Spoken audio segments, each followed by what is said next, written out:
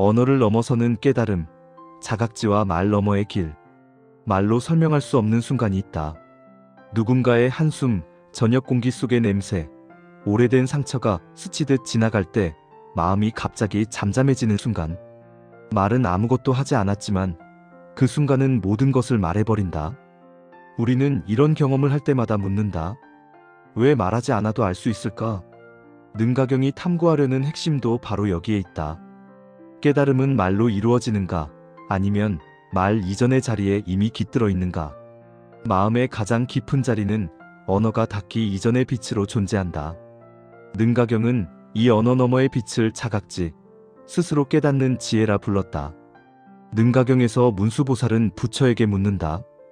어떤 지혜가 수행자를 참된 깨달음으로 이끄는가? 부처는 이렇게 답한다. 이연설상, 자각성지. 말의 형상을 떠나 스스로 깨닫는 성스러운 지혜가 있다. 이 구절은 능가경의 사유를 가장 농축해 담고 있다. 부처는 깨달음이 설명 개념 정의에서 나오는 것이 아니라 마음 그 자체가 스스로 비추는 인식에서 드러난다고 말한다. 또 능가경은 이렇게 말한다. 야기연구법 종부득실. 말로 진리를 찾으려 하면 끝내 실상을 얻지 못한다. 이것은 언어를 부정하는 말이 아니다. 언어는 방편이며 길을 가리키는 손가락이다. 그러나 손가락을 바라보며 길을 걸었다고 착각하면 길에 도착할 수 없다. 마해수라왕이 그렇다면 수행자는 무엇을 통해 진리를 본단 말입니까? 라고 묻자 부처는 마음의 작용을 직접 보고 그 작용의 근원을 자각할 때 비로소 법을 본다고 답한다. 자각지는 설명할 수 없는 지혜가 아니라 설명을 넘어서는 지혜이다. 이는 개념이나 사유의 결함이 아니라 마음의 움직임이 너무 빠르고 미묘하여 언어가 따라잡지 못하기 때문이다. 능가경은 말은 마음의 그림자이며 깨달음은 마음 그 자체라고 강조한다. 교학적 해석, 능가경의 자각지는 유식학의 핵심 개념인 전식득지의 완성 단계에 해당한다. 의식의 흐름이 번뇌의 방향으로 흘러갈 때 그것은 단순한 식이지만 그 흐름이 뒤집히면 지혜로 전환된다. 이때의 지혜는 논리나 개념의 산물이 아니라 마음이 스스로 드러내는 인식이다. 유식학에서는 이 자각지를 성소작지와 연결하기도 한다. 즉 마음이 스스로의 작용을 알아차리는 지혜이다.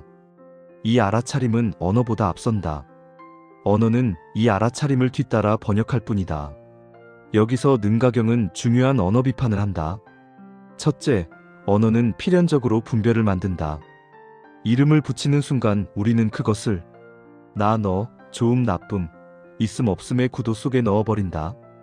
둘째, 개념은 경험을 단순화한다. 마음의 섬세한 움직임은 개념의 틀에 넣는 순간 사라지거나 왜곡된다. 셋째, 언어는 정지된 형상이며 마음은 흐르는 과정이다. 정지된 형상으로 흐르는 과정을 설명할 수 없듯 언어는 깨달음의 전체를 담기 어렵다. 이런 점에서 능가경의 자각지는 금강경의 무주 사상과도 깊이 닿아 있다.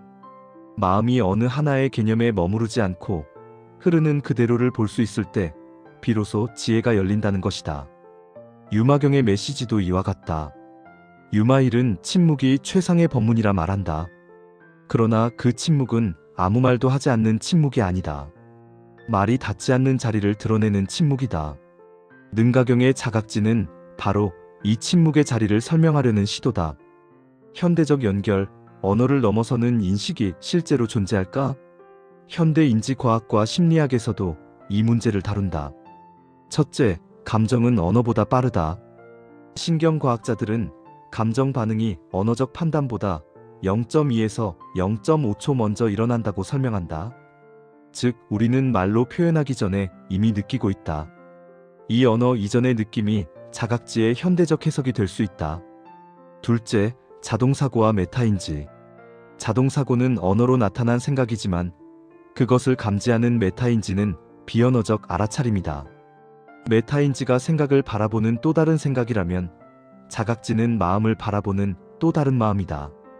이 둘은 구조적으로 거의 동일하다. 셋째, 예술과 감각의 영역. 음악을 듣고 눈물이 나는 순간 우리는 이유를 설명할 수 없다. 설명은 나중에 온다. 그 감정의 첫 파동은 언어를 초월한다. 자각지는 바로 이 순간의 인식, 즉 말로 설명하지 않아도 이미 알고 있는 지점을 말한다. 넷째, 비트겐슈타인의 후기 철학. 그는 말할 수 없는 것은 침묵해야 한다고 했지만 그 침묵은 공백이 아니라 말할 수 없음의 영역 자체가 의미를 가진다는 뜻이었다. 능가경은 이 영역을 마음의 중심부라고 말한다. 마지막으로 현상학. 현상학은 대상보다 의식의 흐름을 우선시한다. 의식이 세계를 받아들이는 방식은 언어 없이도 작동한다. 이것이 능가경의 자각지가 보여주는 세계와 구조적으로 닮아있다. 이렇게 보면 자각지는 종교적 신비주의가 아니라 언어보다 앞서 작동하는 마음의 본래 능력을 가리킨다. 오늘 나는 말 없는 순간을 얼마나 믿어주었는가. 말로 설명되지 않는 감정, 말하기 전에 이미 알고 있었던 어떤 느낌, 누군가의 눈빛 속에서 문득 감지된 고요함을 흘려보내지는 않았는가.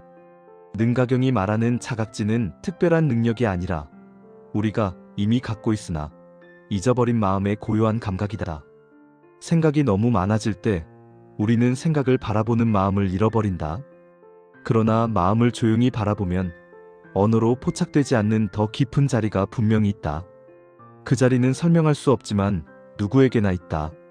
말은 길을 가리키지만 길을 대신 걸어주지 않는다. 오늘 단 한순간이라도 말 이전의 마음을 바라보라. 설명할 수 없지만 분명히 존재하는 그 자리에 서면 자각지는 이미 그곳에서 빛나고 있다.